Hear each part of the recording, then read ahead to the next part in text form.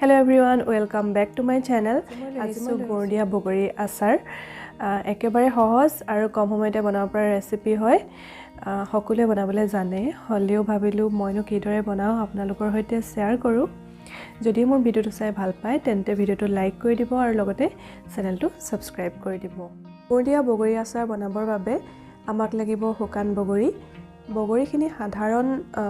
বগৰী আচাৰ বনোৱাতকৈ অলপমান বেছিকৈ মই শুকুৱাই লওঁ গুড় দিয়া বনাবৰ বাবে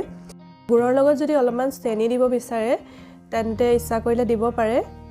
মই কিন্তু ইয়াত অকল গুড়ে ব্যৱহাৰ কৰিছো এতিয়া বগৰীখিনি আটাইখিনি এদৰে অলপ অলপ ফালি লৈছো যাতে মছলা তেলবোৰ ভিতৰলৈকে ভালদৰে হুমাই যায় বগৰীটোৰ এদৰে আটাইখিনি মই ফালি লম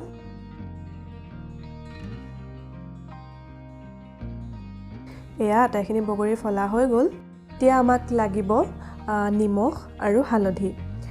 নিমখ মই 1 চামুচ লৈছো আৰু হালধি আধা চামুচ লৈছো আপোনালোকে নিমখ হালধি বগৰীৰ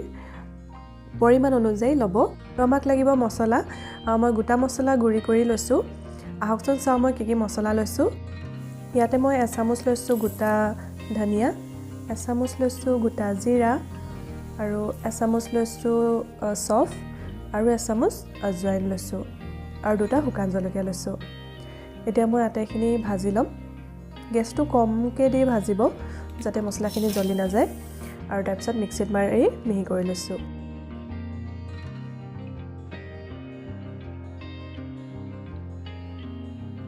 মছলাখিনি ৰেডি হোৱাৰ পাছত এফালে মই কেৰাহীখন পাতি ৰাখিছিলো গেছত কেৰাহী গৰম হোৱাত তেল দি দিছো মন কৰিব তেলৰ পৰিমাণটো মই সাধাৰণ আচাৰ বনোৱাতকৈ কমকে দিছো আৰু তেলখিনি গৰম হোৱাত আধা চামুচ পাঁচফোৰণ দি দিছো আৰু দুটা শুকান জলকীয়া ভাঙি দি দিছো পাঁচফোৰণখিনি ফুটাৰ পাছত ইয়াতে বগৰীখিনি দি দিছো আৰু এইখিনি সময়ত গেছটো একেবাৰে কম কৰি ৰাখিব এতিয়া বগৰীখিনি অলপমান লৰাই লৈছো বগৰীখিনি অলপমান লৰাই ইয়াতে হালধি আৰু নিমখ দি দিছো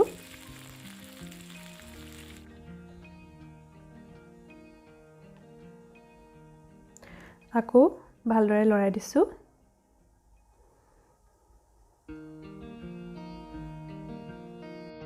এতিয়া মই ইয়াতে মছলা দিম আৰু মছলা মই আটাইখিনি নিদো ইয়াৰে 2 চামুচ মছলা দিছো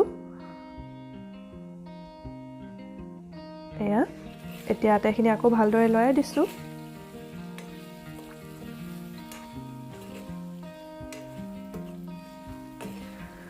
গুড়ৰ আচাৰত মছলা বৰ বেছি হলে বেয়া লাগে সেই কাৰণে মই অলপমান কমকে দি বনাও সাধাৰণ আচাৰত যিমান মছলা দিয়া হয় সিমান মছলা ইয়াত নিদো এতিয়া এদৰে অলপমান লৰোৱাৰ পাছত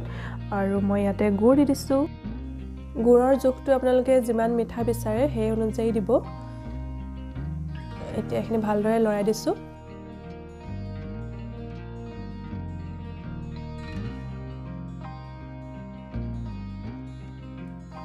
আৰু 5 পৰা 7 মিনিট মান প্ৰায় এদৰে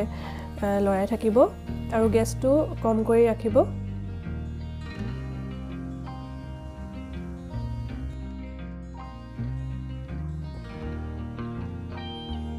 এয়া চাওক এখিনি প্ৰায় হৈ গৈছে ইয়াতকৈ বেছি যদি ভাজো গুড়টো বেছি লিকটিয়া হৈ যাব হেতু ষ্টেজলৈ নিনো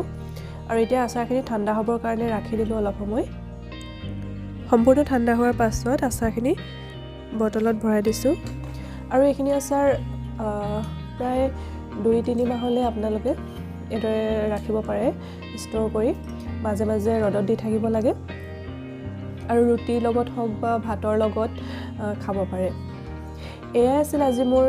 গুড় দিয়া বগৰী মিঠা আচাৰ যদি আপোনালোকে ৰেচিপিটো চাই ভাল পালে তেন্তে ভিডিওটো লাইক কৰি দিব আৰু যদিহে মোৰ চেনেলত নতুনকৈ আহিছে তেন্তে চেনেলটো সাবস্ক্ৰাইব কৰি দিব ধন্যবাদ